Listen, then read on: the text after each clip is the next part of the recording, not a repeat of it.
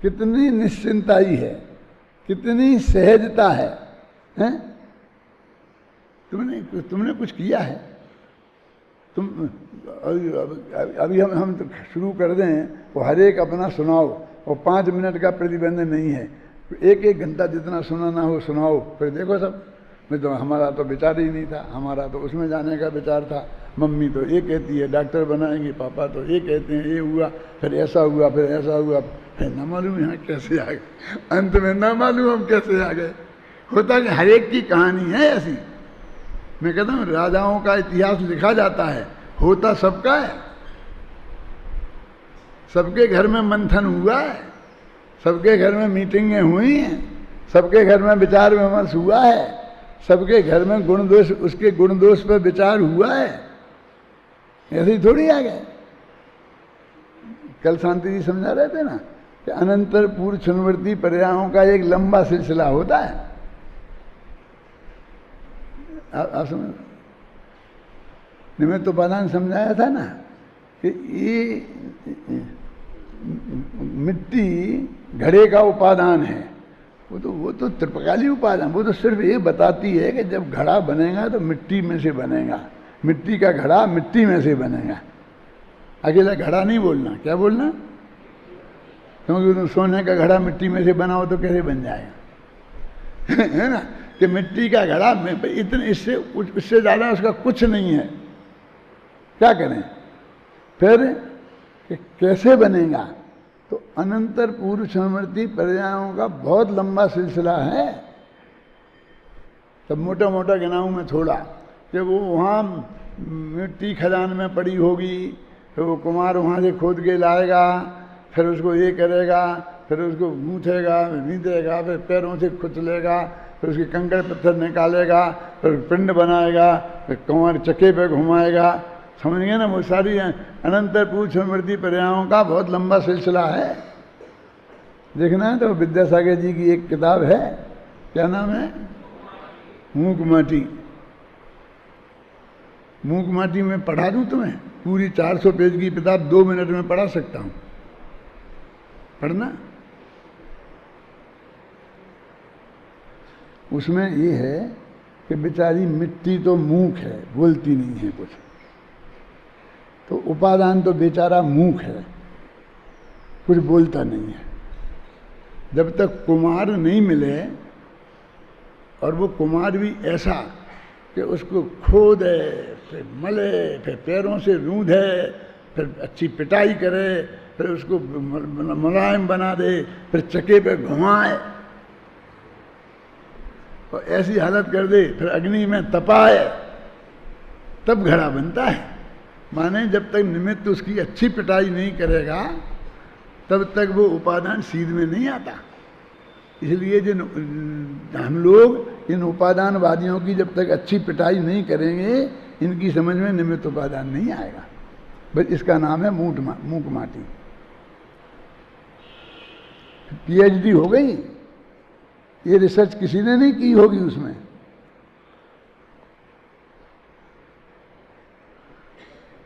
है? और अब पढ़ लेना तुम, और मैंने जो बताया है उसे ध्यान में रखना, तो तुम्हें दिखेगी, नहीं तो नहीं दिखेगी। क्या?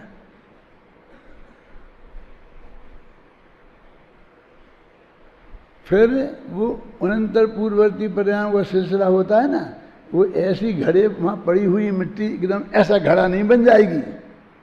उसमें इस पर्याय का अभाव, फिर ये नई पर्याय आएगी, फिर इस पर्याय का अभाव, फिर नई पर्याय आएगी। तो अनंतर पूर्ववर्ती पर्यायों का अभाव,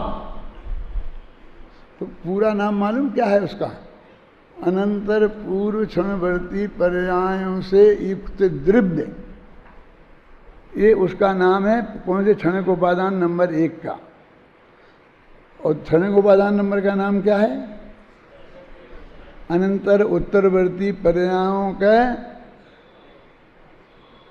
वो कार्य है। व्यय तो पूर्ववर्ती पर्यायों का तो व्यय हो रहा, तो वो कहते व्यय थोड़ी कारण होता है, असली कारण ये कहाँ रहा? राजीव गांधी का प्रधानमंत्री बनने का कारण क्या था? तो कहेंगे इंदिरा गांधी की मौत। तो कौन सा हुआ ये कारण? अनंतर पूर्ववर्ती पर्यायों का व्यय। समझ गए ना कि वो नहीं मरती तो वो कैसे होता? अरे जो मर गई उसको कारण बता रहे, उसने तो बताई नहीं, कही नहीं था कैसे बना दो, वो तो कही नहीं पाई। तो क्या है? तो विधि प्रक्रिया है, ये प्रक्रिया संपन्न होगी ही होगी। कोई बच्चा पैदा होगा तो 9 महीने जो पहले से प्रक्रिया है वो सारी प्रक्रिया संपन्न होगी, तब वो बच्चा पैदा होगा। तो कब होगा? तो काल का नियामक कौन है? तत्समय की योग्यता, कि जिस काल में वो पर्याय होनी होगी वो उसी काल में होगी। तो वो तो भाई अकेला उसी काल में होगी, बाकी सब साइलेंट पड़ा रहता होगा। साधारण बात नहीं समझना इसको, तो मैं बता रहा हूँ। वो अनंतर पूर्ववर्ती पर्यायों का सिलसिला है ना, मान लो भी असंख्यात पर्याय हैं, तो वे पर्यायों में प्रत्येक की किस समय क्या होने की जो योग्यता है वो पर्याय हो रही है, और जिसके व्यय होने की योग्यता है उसका व्यय हो रहा। वो तत्समय की योग्यता भी जब आए, जब नहीं आएगी, प्रति समय है, लेकिन किस कार्य की? जिस कार्य की है उस कार्य की है। वो मिट्टी का पिंड रूप बनी थी तो उस समय उसे पिंड रूप बनने की योग्यता थी।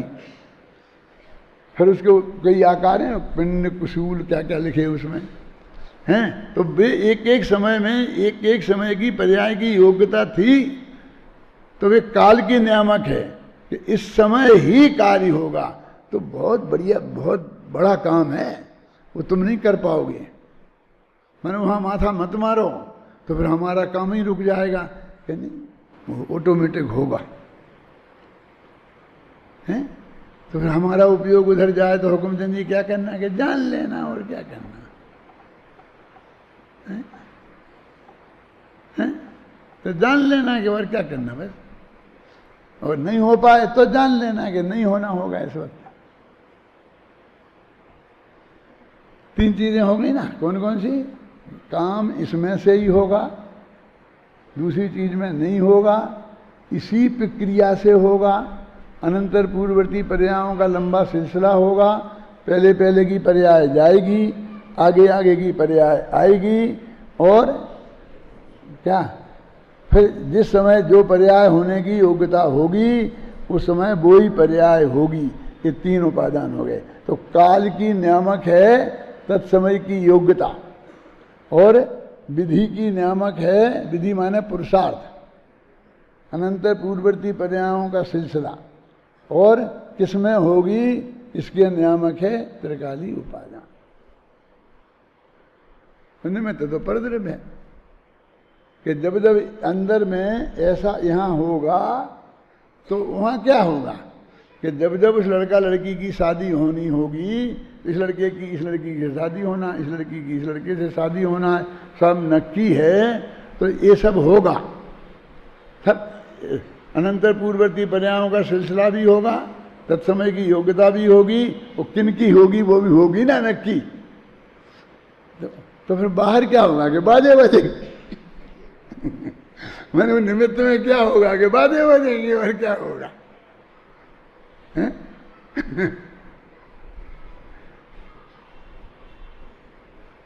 ये आत्मा के कल्याण का कार्य भी ऐसा ही है। ये मुनिराज अंदर में शुद्धोपयोग में गए और उन्हें केवल ज्ञान हो गया, वो कैसे हुआ आप समझ में आई ना आपकी में? ये सारी प्रक्रिया यहाँ संपन्न होगी। ये तो अध्यात्म वालों की निमित्त उपादान है। अब कर्णानी योग वालों की अलग अलग के हैं निमित्त उपादान। तो वे कहेंगे इतनी प्रकृतियों में बंध विच्छित्ति होगी, इसमें ये होगा, इसमें ये होगा, इसमें ये होगा, इसका अपसरण होगा, इसका क्या क्या होते हुए सब होंगे। तो वे ये सब बताएंगे। क्यों? कि वो जो परिणाम जब वो कर्ण लब्धि आरंभ होगी और उससे वो सम्यक दर्शन होगा, तो कर्ण लब्धि के अंत में, अंत के बाद भी एक समय बाद, और इधर से शुरू होगा तो इसमें असंख्य समय हैं। तो असंख्य समय परिणाम जिस तेजी से आत्मा की ओर बढ़ेंगे उस तेजी में कितनी तेज होगी कि फिर 100 मील की रफ्तार से चलेगी गाड़ी, फिर 150 मील की रफ्तार से चलेगी, फिर और तेज चलेगी, इतने तक जाएगी, फिर धीरे धीरे मंद हो जाएगी, फिर उतार आएगा, चढ़ाव आएगा, घाटी आएगी, तो इतनी रह जाएगी। आप समझ गए ना? वो है कि उनने नाप के बताया है क्या कि जब दो आदमी एक साथ दौड़ेंगे, उदाहरण के लिए दो तो एक साथ दौड़े नहीं दौड़े क्या करें, लेकिन दौड़ेंगे तो पीछे वाला आगे वाले का साथ पाले, माने दो व्यक्तियों में चाल में इतना अंतर हो सकता है कि पिछले वाला अगले वाले की का साथ पाले, तो उसे बोलते अधा प्रवृत्ति। अधा माने पीछे वाला उसमें प्रवृत्ति करे, माने इन दोनों की प्रवृत्ति आगे पीछे शुरू हुआ था काम क्या, लेकिन वो आगे साथ में आ गए। लेकिन जब फिर इतनी तेज चाल हो जाएगी कि पीछे वाला कभी साथ पा ही नहीं सकता, वो अपूर्वकरण हो गया। फिर भी दो जीवों के परिणामों में अंतर रह सकता है, थोड़ा एक पीछे थोड़ा एक आगे, लेकिन पीछे वाला साथ नहीं पाएगा। और फिर अनवृत्तिकरण के दो आदमी ने एक साथ शुरू किया तो दोनों की बिल्कुल एक सी ही चाल होगी, कुछ भी आगे पीछे नहीं हो, इतनी तेज होगी कि जिससे तेज हो ही नहीं सकती, उसका नाम अनवृत्तिकरण। अब ये परिणामों का नाम बता रहे। अभी उस करण लब्धि वाले को तेज दौड़ करनी पड़ेगी ना, अरे उसके तो उपयोग में भी नहीं होगी ये, उसके तो ज्ञान का गेय भी नहीं बनेगी। ये तो सर्वज्ञ भगवान ने बता दिया है, इसलिए हमें इतना पता है। तो उसे चाहे पता हो चाहे नहीं पता हो, वो तो अपने जाकर के संबंध दर्शन प्राप्त करके चला जाएगा। ये पता होना जरूरी नहीं है कि इतनी संदृष्टि और ऐसी उससे बनाई इससे, ये तो उसकी सिर्फ तेजी की चाल, और वे भी परस्पर में अनुपात में, कि दो के जीवों में कैसे कितना फर्क पड़ता है, इसकी बात है।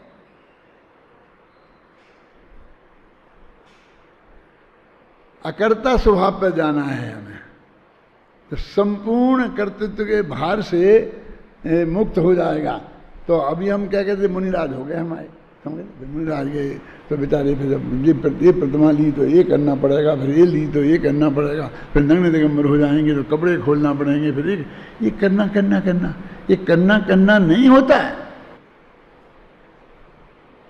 नहीं करना, फिर ये करना छूट जाएगा, फिर ये करना छूट जाएगा, फिर ये करना छूट जाएगा, फिर ये करने के विकल्प छूट जाएंगे, करता तो है ही नहीं। अंत में जब केवल ज्ञान होगा तो अंतर्मुखता क्या करेगा,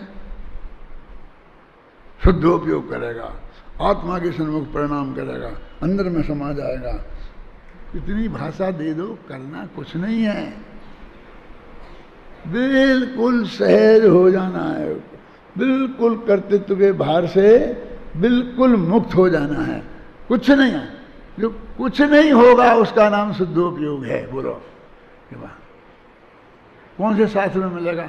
समझना हो तो ये पंडित हुकुमचंद के शास्त्र में मिलेगा। पेज नंबर पूछोगे तो तुम्हें समझना नहीं है, लेकिन जाओ पेज खोजो, तुम कहाँ मिलता है खोज लेना, मिल जाए कहीं तो ढूंढ लेना, मान लेना हमारी सच्ची, और नहीं मिले तो नहीं मानना, और क्या करोगे? तुम्हारे हाथ में और है क्या? दंड बड़ो कर तार को चित्त दें दियो उतार। समझ में आए क्या अर्थ है इसका? कौन जानता है इसका अर्थ? कौन बताएगा? हाथ उठाओ। फिर बोलता हूं, दंड बड़ो कर तार को चित्त दें दियो उतार। एक हाथ उठा है, वो विद्यार्थियों में नहीं है, जो गुणस्थान अतीत में है, वो तो गुणस्थानों से पार हो गया। जो क्यों कि तुम हमारी चित्त की गद्दी पे बैठे हो, अब तुमने कोई नालायकी करी तो हमें तुम्हें सजा देनी चाहिए ना। सजा दें तो सबसे बड़ी सजा क्या है कि हमने चित्त की गद्दी पे से तुम्हें उतार दिया। जो हमारे चित्त में तुम्हारी महिमा जम रही थी ना, वो हमने खलास हो गई, खत्म हो गई। बस ये सबसे बड़ा दंड है। दंड बड़ो करतार को चित्ते दियो उतार। इसको समझते ही नहीं है लोग कि साहब आप तुम ऐसा करोगे तो गुरुजी नाराज हो जाएंगे। तो नाराज हो जान दो नहीं, वो चित्त की गद्दी पे से तुम उतर जाओगे बेटा।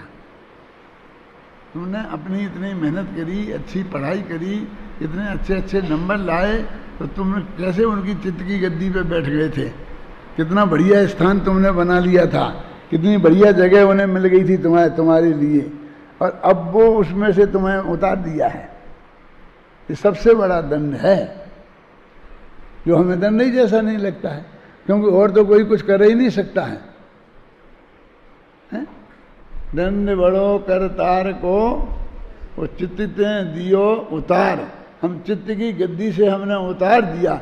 जो नेता लोग उतर जाते हैं ना गद्दी से, उसका क्या मतलब है? जनता की चित्त की गद्दी से उतर गए, इसलिए उन्हें वोट नहीं दिया, इसलिए वे नेता नहीं बने। उनकी चित्त की गद्दी पे सवार हो गए, तो सबने वोट दे दिया तो नेता बन गए।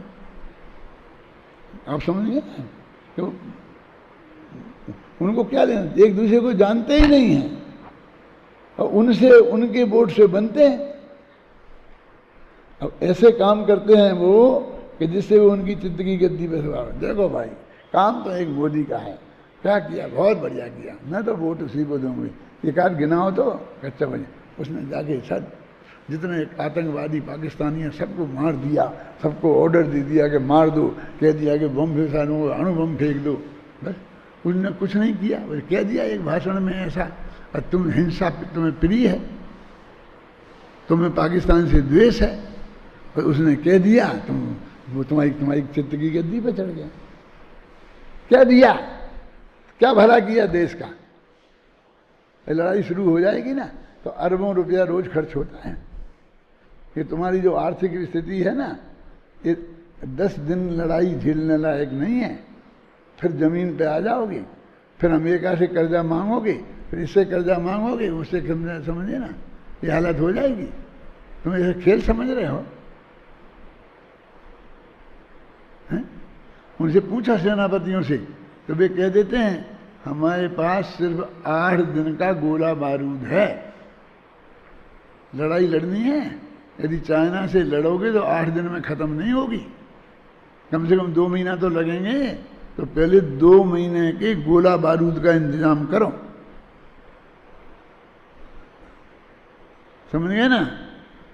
तब सोचना, नहीं तो बातों से लड़ते रहो। तब वे कहते ना कि उनसे पूछना चाहिए, सेनापति से पूछना चाहिए, समझना चाहिए। हैं क्या क्या समझ में है ना? ऐसा है। इसलिए ये बहुत विवेक का काम है मेरे कहने का। धर्म भी बहुत विवेक का बात है। तो अपन इस गाथा से आगे नहीं बढ़ पाएंगे, पहले अपन पढ़ते हैं। कहाँ चल रहे थे? अन्य कारण से नहीं, इसलिए मैं समस्त परद्रव्यों से मध्यस्थ होता हूँ। ये चित्त की गद्दी से उतारना है, ये मध्यस्थ हो गया ना। मैं समस्त परद्रव्यों से मध्यस्थ होता हूँ। मध्यस्थ होता हूँ कहना नहीं, साथ छोड़ा तो नहीं, मध्यस्थ भय हैं। नेहरू जी ने इससे भी बढ़िया शब्द निकाला था, तुम्हें मालूम है क्या था? मैं मध्यस्थ नहीं होता हूँ, मध्यस्थ होऊंगा तो पिस जाऊंगा, तटस्थ होता हूँ। समझने मालूम?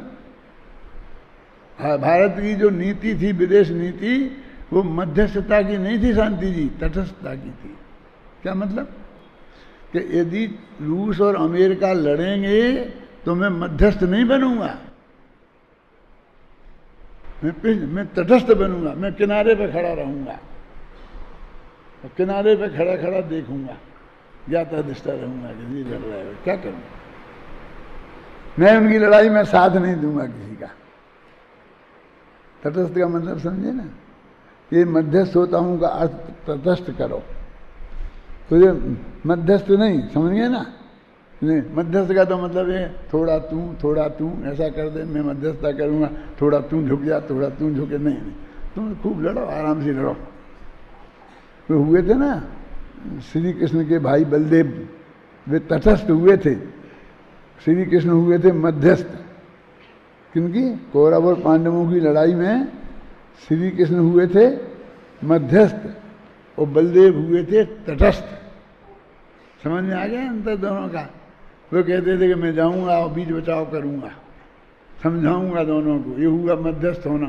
वे कहते मुझे जाना ही नहीं, मैं तो घूमने जा रहा हूँ, तीर्थ यात्रा पे जा रहा हूँ, हैं? जब तुम मरमरा जाओगे ना सब, तब मैं समाचार सुन लूंगा,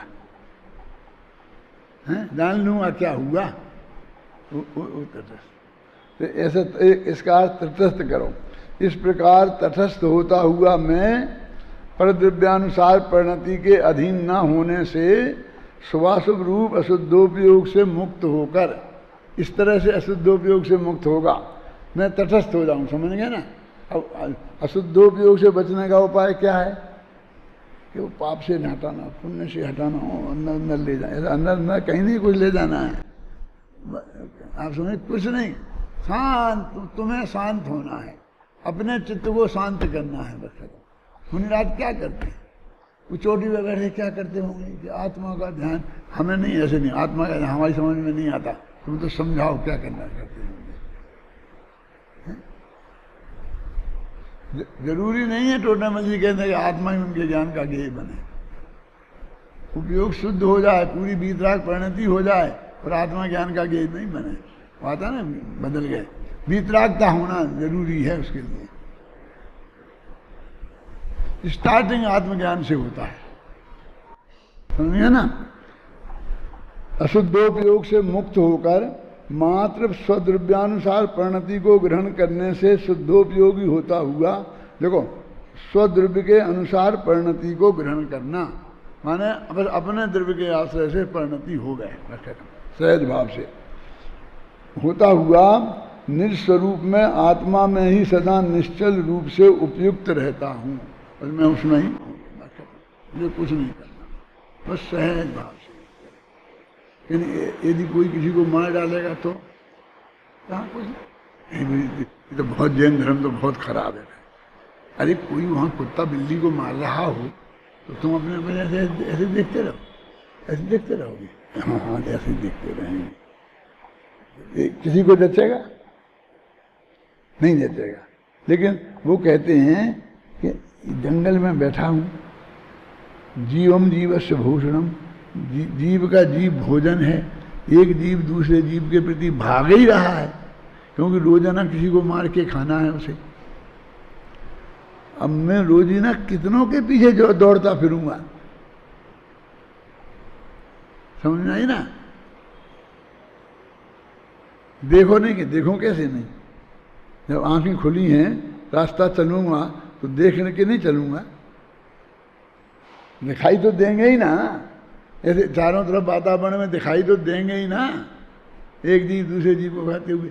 अभी तुम कुत्ते बिल्ली की छोड़ो, ये छिपकली यहाँ बैठेगी और यहाँ कीड़े हैं और फटाफट फटाफट खाएगी, बता लेना घर से क्या करते हो तुम।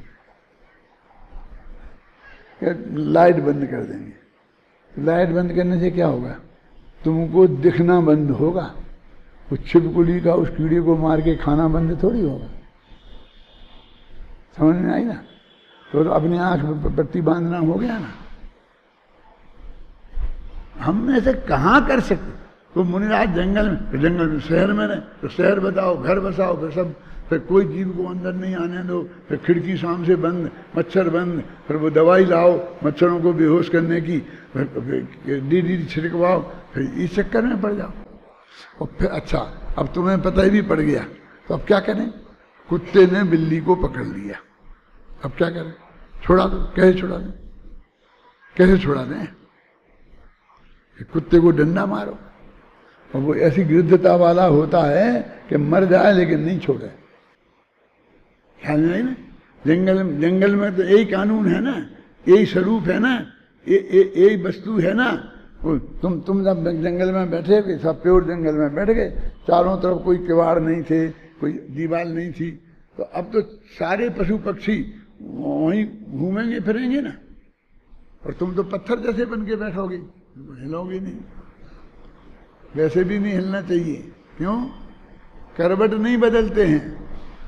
घूमाई पिछली रैन में, क्यों करें? करवट बदलने तो क्या बिगड़ता है? जब हम करवट बदलेंगे तो इधर जहां जहां हमारी करवट नहीं है ना, तो वहां बहुत से जीव चल रहे होंगे, तो हम करवट बदलेंगे तो बेजीव मर जाएंगे। नहीं, करवट नहीं बदल सकते। यदि करवट बदलना हो मुनिराज को दिन में तो बदल सकते कि हाँ दिन में बदल सकते, तो पहले उठ के बैठें, किसी उठाएं, फिर उधर से पूरी जगह साफ करें, कोई जीव जंतु नहीं रहे, फिर ऐसी अपनी पीठ साफ करें। क्यों? इधर कोई चिंटी मिंटी चल रही हो तो, इधर इस पे मक्खी बैठी हो तो हम लेटेंगे तो वो दब जाएगी, वो मर जाएगी। फिर देख के शांति से एक करवट बदलने में 5,000 मिनट लग जाए, और रात्रि में अंधेरा है तो नहीं बदल सकते, क्योंकि अंधेरे में जीव जंतु दिखेंगे ही नहीं। घूमाई पिछली रैन में कटु शयन एक आसन करन, ये है। इसलिए तो इतनी सी नींद में काम चल जाता होगा। मुनिराज हैं तो निद्रा दसना बनी कर्म का उदय भी कमजोर ही होगा, उन्हें कम ही नींद आएगी, ज्यादा नींद नहीं आएगी उन्हें। इसलिए जितनी लिखी है 6वें 7वें गुणस्थान में उससे ज्यादा नींद नहीं आती है।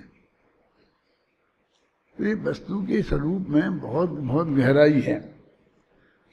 इस प्रकार शुभाशुभ भाव रूप अशुद्धोपयोग से मुक्त होकर शुद्धोपयोगी होता हुआ पुण्य पाप से मुक्त होकर मैं निजात्मा में निश्चल होता हूँ, क्योंकि अशुद्धोपयोग के विनाश का एकमात्र यही उपाय है। उसके लिए कुछ नहीं करना ये उपाय है। और सीधी सच्ची बात है कि राग द्वेष का होना वो अशुद्ध उपयोग है। अब अशुद्ध उपयोग नहीं करना है तो राग द्वेष मत करो। तो राग द्वेष कैसे नहीं होगा? तुम जब बिल्कुल उसके प्रति उपेक्षित भाव होगा तुम्हारा, और सहज ज्ञाताधिष्ठा भाव होगा, तभी वो राग द्वेष खत्म होंगे, तभी वो तुम्हारा अशुद्ध उपयोग नाश होगा और शुद्ध उपयोग होगा। ये मार्ग है। अब अगली गाथा 160वीं कल पढ़ेंगे।